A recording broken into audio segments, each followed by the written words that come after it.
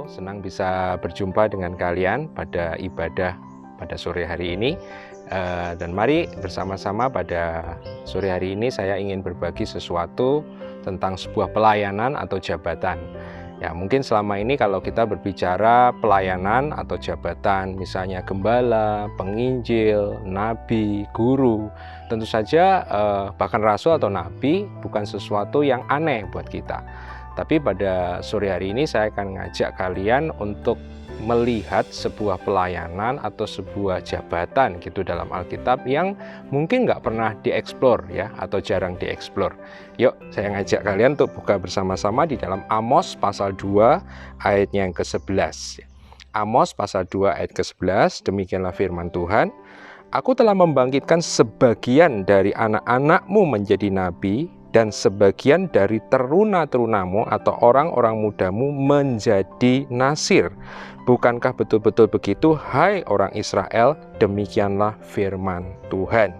Jadi yang saya maksud dengan sebuah pelayanan atau jabatan di dalam Alkitab yang mungkin jarang diekspos atau jarang dieksplor, tapi itu sangat berkaitan dengan anak-anak muda adalah yang disebutkan dalam Amos 2 ayat 11 tadi dengan yang disebut sebagai nazir. Nah, sore hari ini kita akan belajar bersama-sama apa sih nazir itu dan kenapa ini berkaitan. Saya percaya ada sebuah nubuatan yang berkata bahwa hari-hari ini Tuhan sedang membangkitkan nazir-nazir modern. Dari anak-anak muda Tuhan akan membangkitkan nazir-nazir modern. Nah, saya akan ngajak kalian untuk pertama-tama kita lihat dulu sih kenapa pelayanan seorang nazir itu sangat penting. Nah, kalau kita melihat di dalam Alkitab, ternyata bahwa nazir-nazir ini dibangkitkan oleh Tuhan, terutama ketika pada waktu itu dalam sejarah Israel, mereka mengalami dark season atau musim-musim kegelapan rohani di dalam kehidupan mereka. Ada banyak nazir yang dibangkitkan oleh Tuhan sebenarnya di dalam perjanjian lama, tapi saya akan ngajak kalian sore hari ini untuk lihat 3 saja, ya 3 nazir yang sangat penting ya. Yang pertama adalah tentu sekalian kenal satu orang ya, dia selama ini disebut sebagai prophet atau nabi, tapi dia sebenarnya adalah nazir. Orang ini adalah bernama Samuel. Nah, kalau kita melihat misalnya di dalam 1 Samuel 1 ayat 11, kenapa kita akan lihat kenapa Samuel ini nazir? Karena di dalam 1 Samuel 1 ayat 11 dikatakan begini, kemudian bernazarlah ia, katanya, Tuhan semesta alam, jika sungguh-sungguh engkau memperhatikan sengsara hambamu ini, dan mengingat kepadaku, dan tidak melupakan hambamu ini, tetapi memberikan kepada hambamu ini seorang anak laki-laki, maka aku akan memberikan dia kepada Tuhan untuk seumur hidupnya, dan pisau cukur tidak akan menyentuh kepalanya. Ini adalah perkataan Hana, ibu daripada Samuel. Dan perhatikan tadi, di dalam 1 Samuel 1 ayat ke-11 di bagian awal dikatakan kemudian Hana ini bernazar. Nah, kata nazir itu dekat sekali dengan kata nazar, sama. Tapi yang membuktikan bahwa Samuel itu adalah nazir Tuhan karena Hana kemudian mengatakan dalam kalimat yang terakhir tadi dikatakan bahwa pisau cukur itu tidak akan menyentuh kepalanya. Nanti kita akan belajar di bagian-bagian selanjutnya bahwa seorang nazir itu memang tidak boleh mencukur rambut. Nah, ini bukti bahwa Samuel itu adalah nazir. Bahkan dari semenjak dia belum lahir, dia sudah dinazarkan kepada Tuhan. Oleh karena itu dia nazir. Nah, Samuel ini nazir yang penting. Kenapa? Karena kalau kita belajar, Samuel inilah adalah orang yang mentransisi masa atau membentuk kingdom. Jadi Samuel itu adalah, saya katakan, hakim terakhir, dan sesudah ia kemudian datanglah sebuah fase atau sebuah masa yang disebut sebagai masa kerajaan di Israel, ya, dia yang mengurapi Saul, dia yang mengurapi Daud menjadi raja. Oleh karena itu peranan nazir salah satunya menurut saya adalah bahwa seorang nazir itu seperti Samuel itu akan mendatangkan satu era kingdom, satu era kerajaan. Nah, hari-hari ini penting banget. Kenapa? Karena kalau kita lihat hari-hari ini Tuhan, Roh Kudus juga sedang menggerakkan gereja untuk masuk ke dalam sebuah pemahaman, sebuah era yang saya sebut sebagai era kingdom. Berita tentang kingdom, berita tentang kerajaan, itu nggak pernah seintens sekarang. Jadi kita melihat hari-hari ini Roh Kudus memang sedang mau mendatangkan era kingdom, era kerajaan itu melalui gerejanya. Oleh karena itu saya percaya kenapa nazir-nazir seperti Samuel itu juga dibangkitkan oleh Tuhan.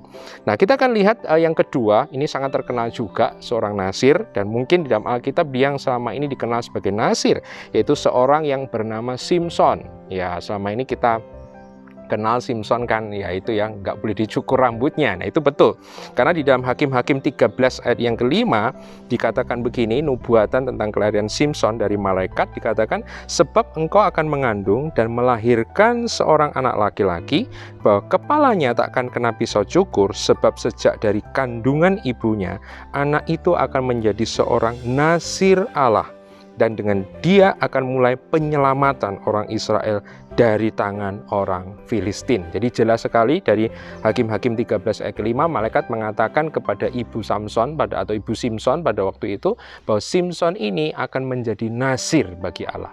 Kalau Samuel tadi mendatangkan era kingdom, maka tentang Samson atau Simson ini dikatakan demikian dari nubuat ini, dia akan memulai penyelamatan orang Israel. Jadi kita bisa melihat bahwa salah satu pelayanan nazir di dalam kehidupan Samson adalah melepaskan umat Allah dari cengkraman musuh, mendatangkan deliverance, mendatangkan kebebasan bagi umat Allah. Nah, saya percaya hari-hari ini juga Tuhan juga bergerak dengan cara yang sama. Hari-hari ini saya melihat bahwa gereja, orang-orang Kristen, orang-orang percaya ada banyak dibelenggu oleh kekuatan-kekuatan musuh, kekuatan-kekuatan dunia, kekuatan roh jahat. Dan saya percaya bahwa hari ini Tuhan seperti pada zaman dulu mau melepaskan Israel dari Filistin, maka Tuhan juga membangkitkan seorang nazir. Saya percaya juga ini sebabnya kenapa berita tentang nazir hari-hari ini juga muncul. Orang yang ketiga yang tidak kalah pentingnya, yang tapi jarang dikenali sebagai seorang nazir, adalah seorang yang disebut sebagai Yohanes Pembaptis atau Yahya Pembaptis atau John the Baptist. Nah, kenapa? Mari kita lihat di dalam Lukas 1 ayat yang ke-15. Lukas 1 ayat 15 dikatakan demikian, nubuatan tentang Yohanes.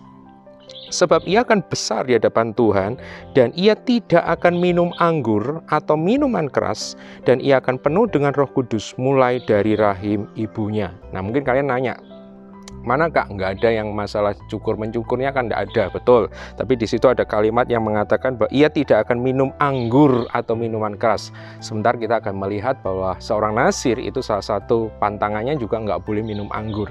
Oleh karena itu saya katakan Yohanes Pembaptis ini juga seorang nazirnya, seorang nazir Allah. Nah, peranan Yohanes Pembaptis jelas kalian semua tahu bahwa Yohanes Pembaptis datang adalah untuk prepare the way of the Lord, mempersiapkan jalan bagi Tuhan, mempersiapkan jalan bagi kedatangan Kristus. Dengan cara apa? Mempersiapkan berita-berita pertobatan, menyiapkan hati dan pikiran daripada orang Israel. Dan saya percaya bahwa para nazir ini juga memiliki urapan Yohanes Pembaptis, yaitu apa? Preparing the way.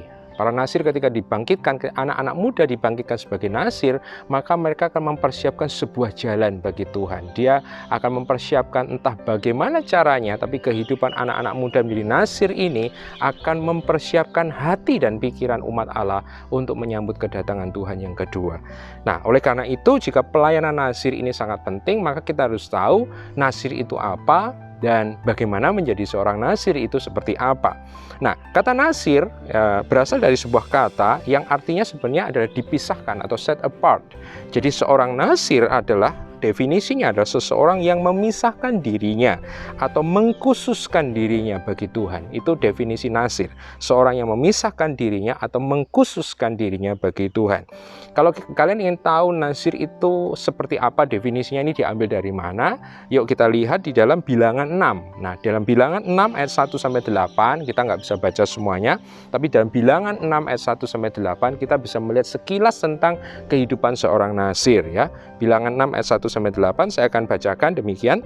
Maka Tuhan berfirman kepada Musa, berbicara kepada orang Israel, dan katakanlah kepada mereka, apabila seseorang laki-laki atau perempuan mengucapkan nazar khusus, yakni nazar orang nazir untuk mengkhususkan dirinya bagi Tuhan, maka haruslah ia menjauhkan dirinya dari anggur dan minuman yang memabukkan, jangan meminum cuka anggur atau cuka minuman yang memabukkan, dan jangan meminum sesuatu minuman yang dibuat dari buah anggur, dan jangan memakan buah anggur baik yang segar maupun yang kering.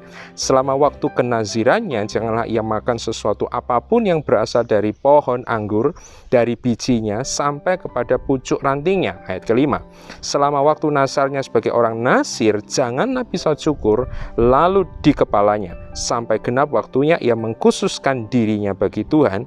Haruslah ia tetap kudus dan membiarkan rambutnya itu tumbuh panjang. Ayat 6, selama waktunya ia mengkhususkan dirinya bagi Tuhan, janganlah ia dekat kepada mayat orang. Bahkan apabila mati ayahnya atau ibunya, saudaranya laki-laki ataupun saudaranya perempuan, janganlah ia menajiskan dirinya kepada mereka, sebab tanda kenaziran bagi Allahnya ada di atas kepalanya. Selama waktu kenazirannya itu, ia kudus bagi Tuhan. Jadi definisi, kenapa saya memberikan definisi nasir adalah seorang yang memisahkan diri atau mengkhususkan dirinya bagi Tuhan, terambil dari Bilangan 6 ayatnya yang kedua tadi, yaitu dikatakan apabila seorang laki-laki atau perempuan mengucapkan nasar khusus, yaitu nasar seorang nasir untuk mengkhususkan dirinya bagi Tuhan. Dan yang menarik bahwa kata memisahkan diri itu sama dengan kata kudus. Oleh karena itu dikatakan tadi dalam ayat 8, selama waktu kenasirannya ia kudus bagi Tuhan. Jadi seorang nasir adalah seorang yang memisahkan dirinya bagi tujuan-tujuan Allah. Ia adalah orang yang mengkuduskan dirinya. Dia men-set satu purpose dalam dirinya. Saya mau hidup bagi Tuhan, saya mau hidup bagi tujuan Allah, saya mau hidup untuk menggenapi kehendak Allah di dalam zaman saya. Itu seorang nasir, entah di dalam periode yang seumur hidup seperti Samuel, seperti Yohanes Pembaptis, seperti Simpson, atau di dalam jangka-jangka waktu yang tertentu. Itu dikatakan di dalam firman Allah. Nah, kita tadi melihat ada 3 hal tentang seorang nasir yang saya percaya bahwa persyaratan ini juga menunjukkan sebenarnya karakteristik daripada seorang nasir secara rohani itu apa. Yang pertama, tapi dikatakan dalam ayat yang ketiga dan yang keempat, jadi ada tiga karakteristik seorang nasir. Yang pertama, ayat 3 dan 4 dikatakan bahwa mereka harus menjauhkan diri dari anggur atau minuman yang memabukkan. Ini artinya bahwa seorang nasir itu ada seorang yang tetap waspada, seseorang yang tetap awas, dia orang yang alert dengan kondisi yang ada di sekelilingnya. Secara rohani saya berkata bahwa seorang nasir berarti mewakili seseorang anak muda yang aware, yang waspada dengan apa yang ada di sekelilingnya. Dia tidak terbuai. Kata mabuk artinya dia nggak sadar dan terbawa arus di sekelilingnya. Tapi seorang anak muda yang menjadi nasir, ada urapan nasir dalam hidupnya, dia ada orang yang alert, dia ada orang yang waspada, dia nggak terbuai dengan orang sekelilingnya. Seperti yang kemarin saya sampaikan, Daniel walaupun dia tidak disebut nasir, tapi dia set a purpose, dia menetapkan sebuah tujuan bagi hidupnya, bahwa dia hanya hidup bagi Tuhan. Itulah karakter daripada seorang nasir.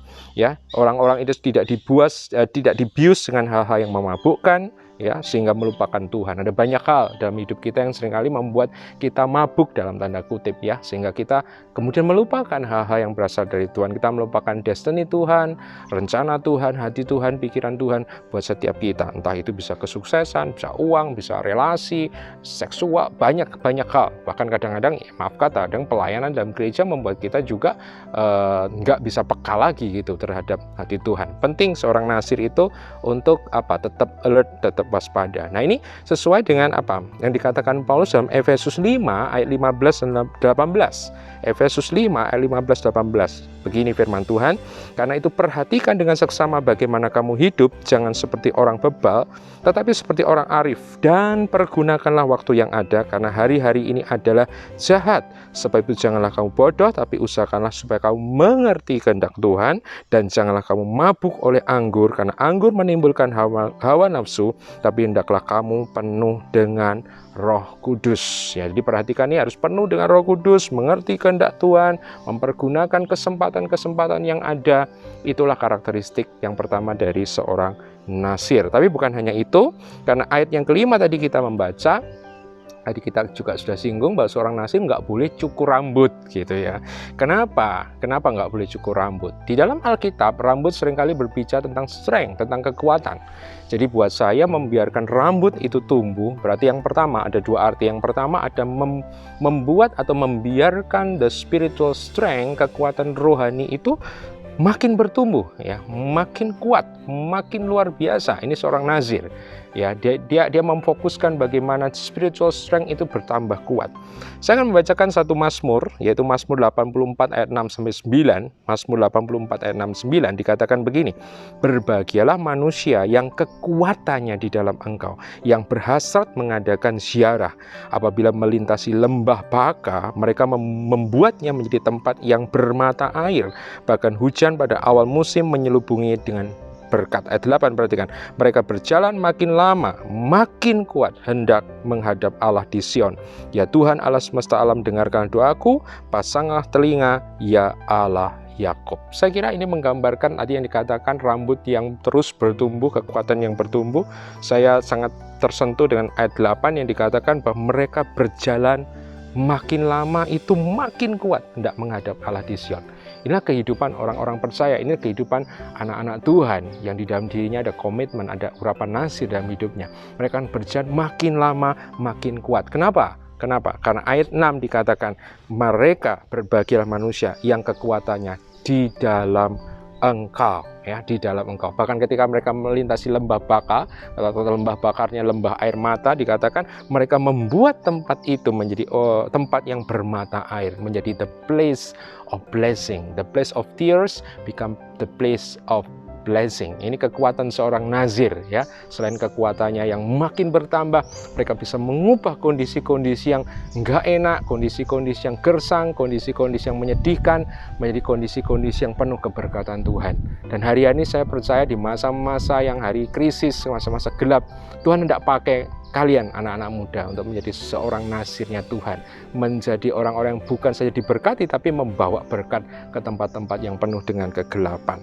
Kedua, rambut yang bertumbuh berarti orang itu bisa dilihat, seorang nasir itu nggak bisa menyembunyikan sumpah kenazirannya. Kenapa? Karena orang Israel kalau lihat ada orang pria atau wanita yang rambutnya panjang, semakin panjang berarti dia adalah nasir. Jadi yang kedua, rambut yang nggak boleh dicukur ini bicara apa? Bicara tentang komitmen kepada Tuhan atau bersaksi yang nggak boleh ditutup-tutupi. Jadi courage to witness gitu, keberanian untuk bersaksi, keberanian untuk menunjukkan siapa dirinya, menunjukkan komitmennya kepada Tuhan.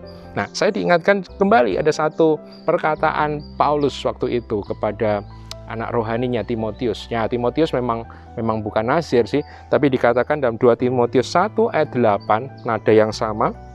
Dikatakan begini, jadi janganlah malu bersaksi tentang Tuhan kita, dan janganlah malu karena aku seorang hukuman karena dia, melainkan ikutlah menderita bagi Injilnya oleh kekuatan Allah. Paulus mengatakan pada Timotius, jangan malu bersaksi tentang Tuhan kita, dan jangan malu karena aku. Ya, berarti ini bicara, ya bukan berarti terus maksudnya bersaksi ini dengan cara yang sembrono, tidak, tapi artinya gini, berani, anak-anak muda ini berani menyatakan identitasnya, siapa dia, bersaksi tentang Tuhan, pertolongan Tuhan, mujizat Tuhan, kekuatan Tuhan, jadi nggak malu.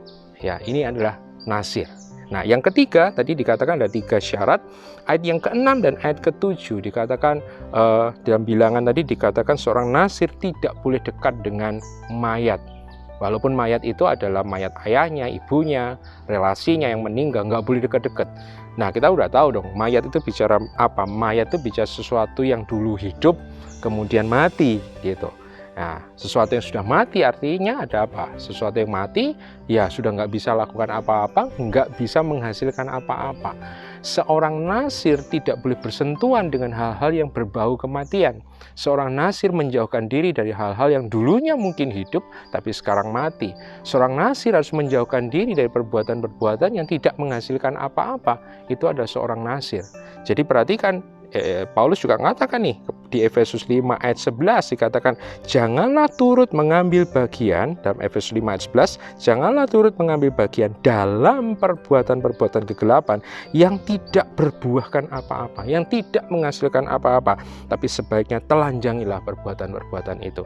Anak-anak muda yang dibangkitkan nasir dalam kenasiran modern juga akan tahu mana yang hidup dan yang mati, dan mereka tidak akan mau berdekatan, bersentuhan dengan hal-hal yang berbau dengan kematian. Mereka memilih kepada kehidupan, mereka memilih perbuatan-perbuatan yang menghasilkan kehidupan. Perbuatan kematian itu apa sih? Banyak ya, selain perbuatan-perbuatan tentu saja yang melanggar firman Tuhan, dosa, dan segala macam. Mungkin juga sesuatu yang berbau agamawi, sesuatu yang kelihatannya rohani tapi nggak ngasilin apa-apa ya. Mungkin rutinitas-rutinitas yang mati, mungkin debat-debat yang nggak menghasilkan apa-apa. Anak-anak muda yang diurapi menjadi nasir modern tahu betul, dan mereka menjauhkan diri dari hal-hal yang berbau kematian kematian ini dan mereka memilih kehidupan. Nah, itulah 3 nasir atau 3 syarat menjadi seorang nasir Allah, dan saya percaya bahwa 3 hal ini yang hari-hari ini Tuhan hendak bangkitkan di tengah-tengah kita anak-anak muda. Ya, tadi perhatikan apa yang pertama adalah bicara tentang tetap sadar, tetap awas, nggak boleh mabuk gitu ya. Terus yang kedua bicara tentang kekuatan yang makin bertumbuh dan juga komitmen yang berani kepada Tuhan. Dan yang ketiga adalah menjauhkan diri kepada hal yang kematian, yang berarti secara positif juga memilih kehidupan. Dan saya percaya hari-hari ini Tuhan hendak mengurapi kalian, Tuhan hendak memanggil kalian menjadi nasir-nasir modern. Tuhan sedang memakai anak-anak muda bukannya sekedar diselamatkan, tapi diurapi untuk membawa sebuah perubahan. Perubahan dalam apa? Perubahan di dalam gereja, perubahan di dalam kotamu, keluargamu, tempat kerjamu mungkin, tempat belajarmu mungkin, ya, dan bahkan bangsa Indonesia. Dan bukannya bangsa Indonesia, tapi bangsa-bangsa. Hari ini saya percaya kita sedang ada dalam satu fase yang luar biasa, ya. Pasca Pentakosta ada banyak nabi-nabi yang bernubuat bahwa akan ada pencurahan Roh Kudus yang luar biasa. Dan saya mengajak rekan-rekan Gotcha United untuk membuka hati bersama-sama, membiarkan Roh Kudus bekerja dalam hati kita, mengurapi kita, memanggil kita, menyatakan komitmen kita menjadi anak-anak muda yang berani berkomitmen kepada Tuhan dan menjadi agen perubahannya Tuhan untuk mendatangkan kerajaannya di atas muka bumi. Nah, kiranya renungan ini boleh memberkati kalian, menguatkan kalian, memotivasi kalian untuk semakin lagi menjadi anak-anak muda yang luar biasa buat Tuhan. Yuk, mari kita berdoa. Bapa di dalam surga, terima kasih, kami mengucap syukur buat sore hari ini. Terima kasih buat firman-Mu yang berbicara tentang kenaziran. Dan kami percaya ada banyak hari-hari ini anak-anak muda di antara kami yang dipanggil Tuhan menjadi nasir-nasir, di mana Tuhan akan memakai kami, mengurapi kami, menguduskan kami, menjadi orang-orang yang bukan sekedar diselamatkan, diberkati, tapi menjadi the agent of change, menjadi agen perubahan. Di masa-masa kegelapan, Engkau menumbuhkan, Engkau membangkitkan para nasir. Kami percaya hari-hari ini Tuhan juga akan membangkitkan para nasir, anak-anak muda menjadi nasir untuk mengubah kegelapan ini menjadi terang. Berkati setiap rekan-rekan muda yang menonton acara ini, ibadah streaming, dan juga khususnya untuk Gotcha United. Tuhan memberkati, mengurapi dirimu, membuat engkau makin kuat, dan biarlah engkau semakin diperkenan Tuhan, dan engkau menjadi agen kerajaan, agen perubahannya Tuhan. Terima kasih Bapa, kami mengucap syukur. Di dalam nama Yesus kami berdoa. Haleluya. Amin. Kiranya Tuhan memberkati kalian, tetap semangat, dan tetap jadi anak muda Tuhan yang luar biasa.